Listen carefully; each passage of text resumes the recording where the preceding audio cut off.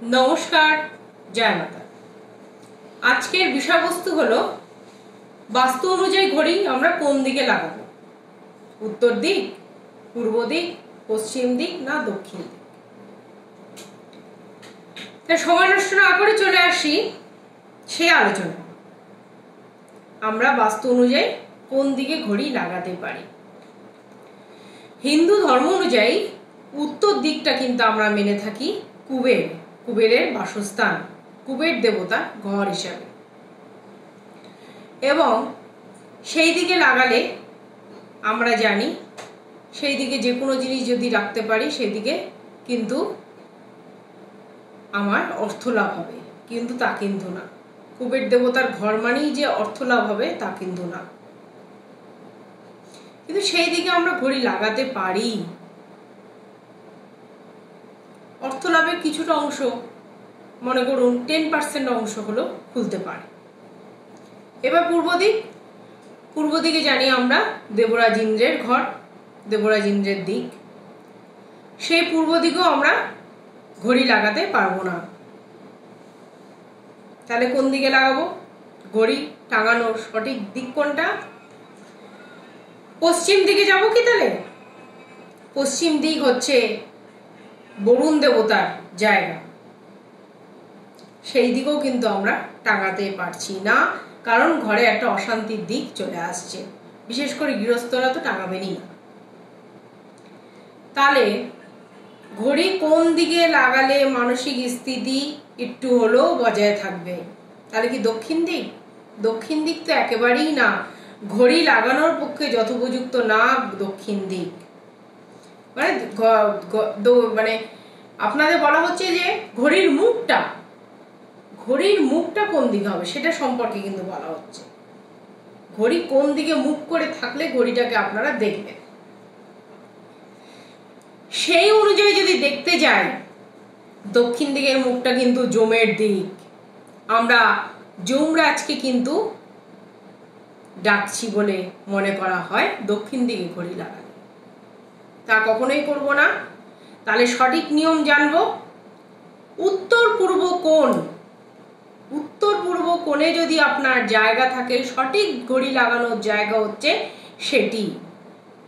উত্তরেও না পূর্বেও না, উত্তর পূর্ব কোণটাকে মেনটেন যদি করতে পারি আমরা, সেটাই হচ্ছে আমাদের ঘড়ি লাগানোর সঠিক দিক এবং সঠিক দেখার জায়গা। তাতে অর্থ আসবে, সাংসারিক স্থিতি বজায় থাকবে, শান্তি বজায় থাকবে, এবং ঘরের সবাই আপনাকে বা আপনাদেরকে সম্মান দিয়ে চলবে।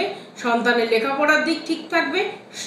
যে কাজকর্ম করছে, যে যাই কিছু করুক না কেন, সবারই ভাগ্য অনুযায়ী, অর্থাৎ ফ্যামিলিতে যদি 3 জন থাকে, ফ্যামিলিতে 4 জন থাকে, ফ্যামিলিতে 6 জন থাকে, একটা ফ্যামিলিতে যতজনই ব্যক্তি থাকুক না কেন, জয়েন্ট হিসেবে একটা ভাগ্য বিচারে কিন্তু বলা হচ্ছে ঘড়ি উত্তর পূর্ব কোণটাতে লাগানো উচিত।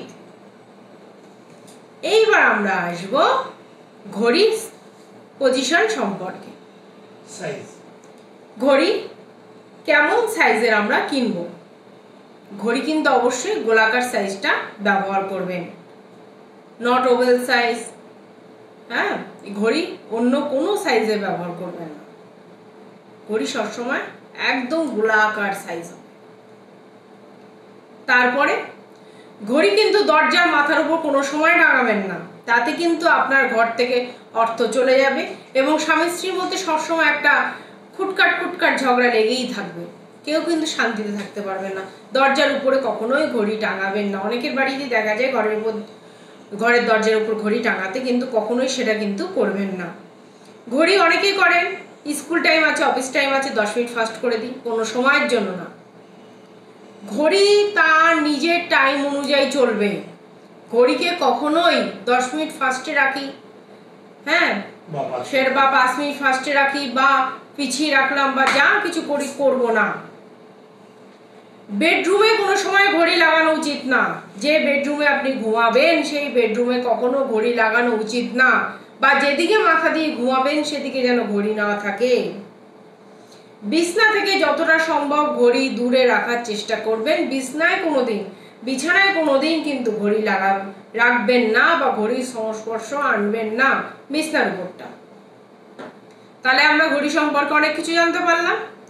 আমরা এখন নানা রকম ডিজাইনের ঘড়ি ইউজ করছি, ঘড়ি পড়ছি। ঘড়ি যেমন ভালো আমাদের দিক নির্দেশ করছে, টাইম বলছে, আমাদের সময়কে বাঁচাচ্ছে, তেমন কিন্তু আবার দুর্ভাগ্যের আশঙ্কাও কিন্তু দেখা যাচ্ছে। ঘড়ি কিন্তু অস্পষ্ট ঝাপসা হয়ে গেলে সেই ঘড়ি পরিষ্কার করে তবেই ব্যবহার করার চেষ্টা করবেন, অন্যথায় না। এগুলো কিন্তু আসি দেওয়াল ঘড়ির ক্ষেত্রে, যারা ঘরে ঘড়ি টাঙাচ্ছেন তাদের ক্ষেত্রে। পেন্ডুলামকে যে ঘড়িগুলো পাওয়া যায় সেই ঘড়িগুলো কিন্তু স্বামী স্ত্রীর মধ্যে অশান্তি বৃদ্ধি করে, সন্তানের পড়াশোনার দিক দিয়ে ক্ষতিকারক সৃষ্টি, ক্ষতিকারক দিক নির্দেশ করছে। তাই যতটা সম্ভব সেই ঘড়িগুলোকে অ্যাভয়েড করবেন। এছাড়া আমাদের সঙ্গে যোগাযোগ করতে হলে 7430955026 এই নাম্বারে কল করে বিশদ তথ্য জানতে পারেন, বিশদ কিছু জানতে পারেন যদি আপনাদের কিছু জানার ইচ্ছা থাকে। এছাড়া অন্যান্য বিষয়, বাস্তু সংক্রান্ত অন্যান্য বিষয়ে নিয়ে। তবে আজকে এই পর্যন্তই। নমস্কার, ভালো থাকবেন।